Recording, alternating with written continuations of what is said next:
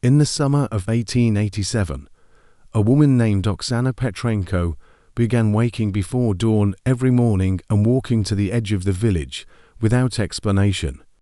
Her husband followed her twice and found her standing in the field, looking at the sky with an expression he could not describe except to say it was not an expression he had ever seen on her face before. Not fear, not longing exactly, something between the two that had no name. She became pale over the following weeks, then thin, then absent in a way that had nothing to do with her physical presence. She was there, in the house, performing the tasks of her day, but something essential was elsewhere. Her husband asked what was wrong. She said nothing. Her mother visited and took one look at her and asked immediately, "Has there been a falling star over this house recently? A light in the sky at night, moving, coming close?" Oksana said nothing, but her hands, her mother noticed, went to her throat, where there was a mark that had not been there before. Not a bruise exactly, something older looking than a bruise. Something that had the quality of a brand rather than an injury, as if it had been placed rather than caused. Her mother sat down heavily and said, "We need to talk about what has been visiting this house at night." The Zmiy, from the Slavic word for serpent, for snake, for the ancient creature that winds through the oldest layers of human mythology everywhere on earth, is the Slavic dragon. But the word dragon already misleads. The Western dragon hoards gold, guards castles, breathes fire, is killed by knights in the final act. The Zmiy does none of these things. He's a completely different creature with completely different concerns. He's interested in women, specifically in married women, in young women, in women who are beautiful or gifted or simply alone in a house at night while their husbands are away.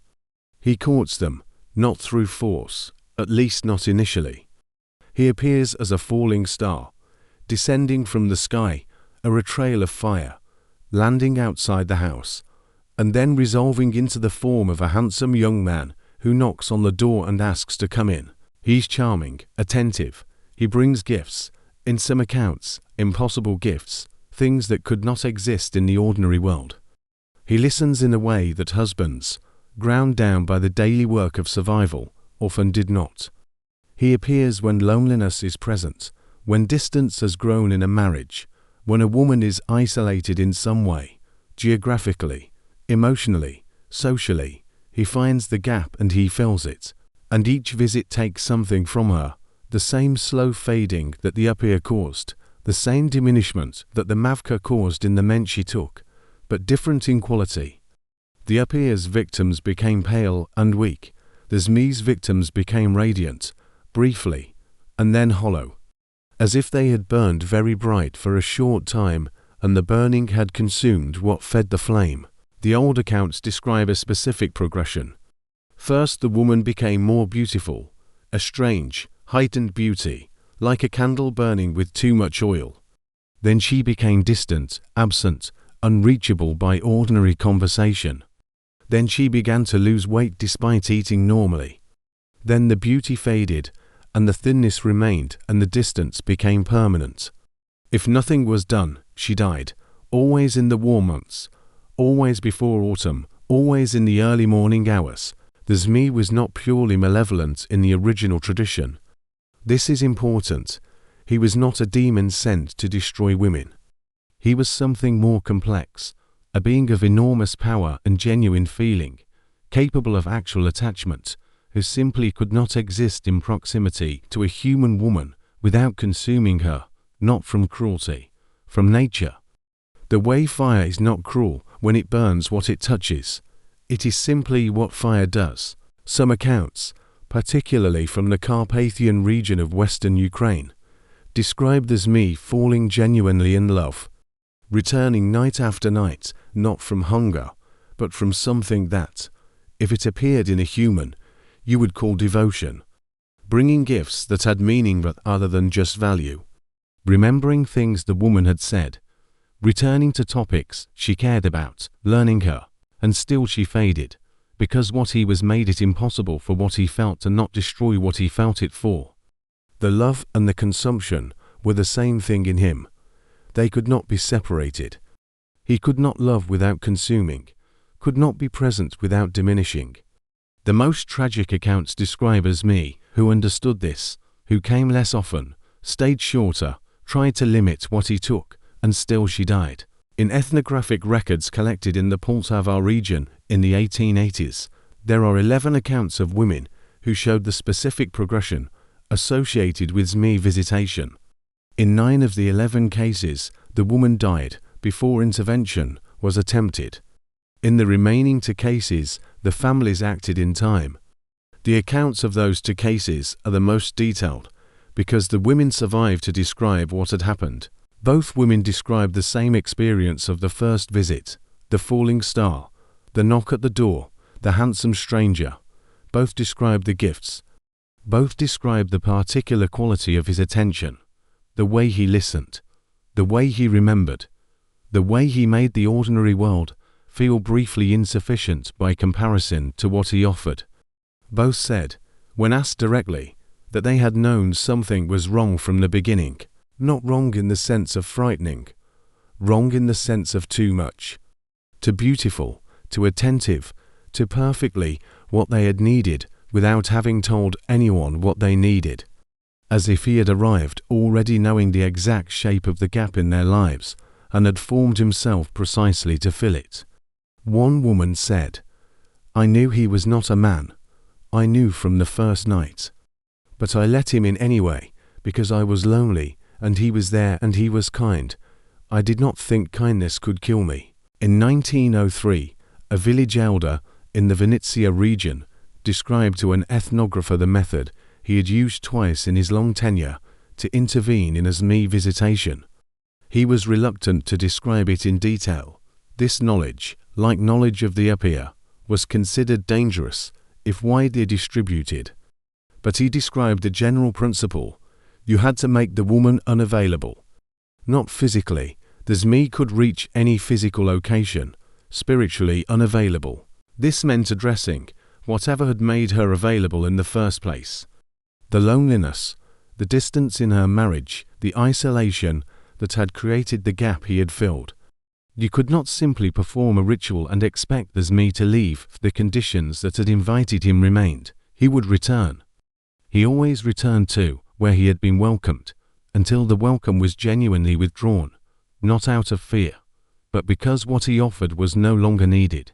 The elder describes sitting with the husband of one affected woman for an entire night, talking, not about the Zmiy specifically, about the marriage, about what had grown distant in it, and why, and what could be done, about the specific loneliness his wife had been carrying that she had not told him about, and that he had not noticed. He said, the Zmiy did not create the problem. He found it, closed the problem, and he loses his way in. There were also specific protective practices. Certain herbs, wormwood appeared again, as it appeared against the mavka, hung at windows and doors. Iron objects placed at thresholds, since the Zmiy in his human form could not cross iron without pain. The windows kept closed on nights when falling stars were visible, and most importantly, a husband present in the house, genuinely present, not just physically there but emotionally available, paying the quality of attention that the Zmiy exploited the absence of. Oksana Petrenko's mother stayed in the house for 3 weeks. She hung wormwood at every window. She placed iron at every threshold. She sat with her son-in-law every evening and spoke to him about his wife, about who she was, what she needed, what the marriage had become in the years of hard work and survival and the slow accumulation of distance that hard work and survival tend to produce. He listened.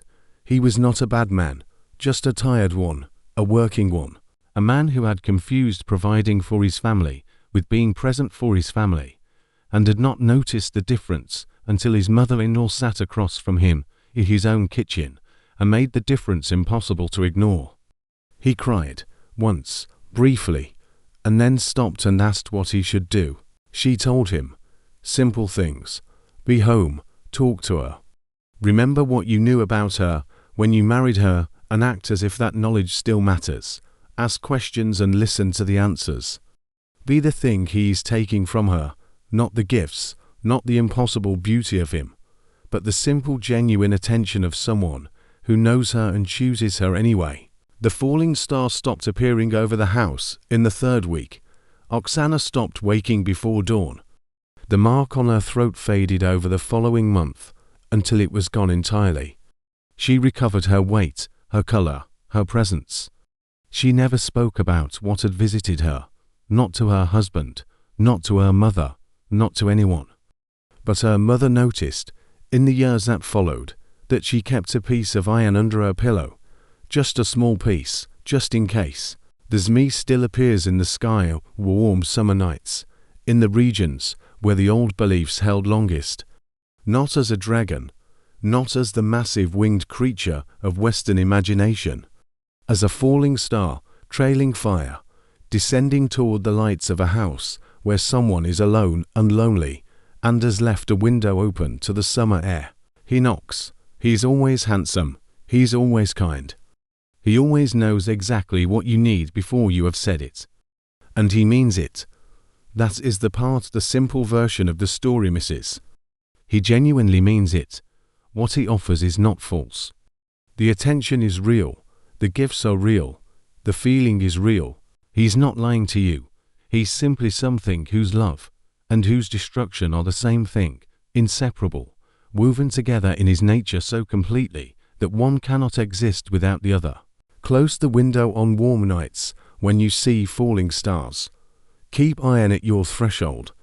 And if a stranger knocks who seems to know you better than strangers should, who seems to have arrived already shaped to fill exactly the space that has been empty in your life, do not let him in. Not because he does not mean what he offers, but because some things that mean well still destroy what they touch. And beauty that costs you everything is not, in the end, a gift. The stars still fall on summer nights over the villages of Ukraine. The windows still stand open in the heat. And somewhere between the sky and the ground, in the trail of fire that precedes the knock on the door, something ancient and beautiful and genuinely terrible is deciding which light to descend toward. Which house, which window, which loneliness, carefully tended and quietly carried, is large enough to let him in. Keep your window closed. Keep iron at your door. And if you feel, on a warm summer night, that the falling star outside is falling specifically toward you, that it knows your name, that it has always known your name, do not go to the window. Do not look. Some things become real only when you acknowledge them. And some visitors, once invited, do not leave until there is nothing left to stay for.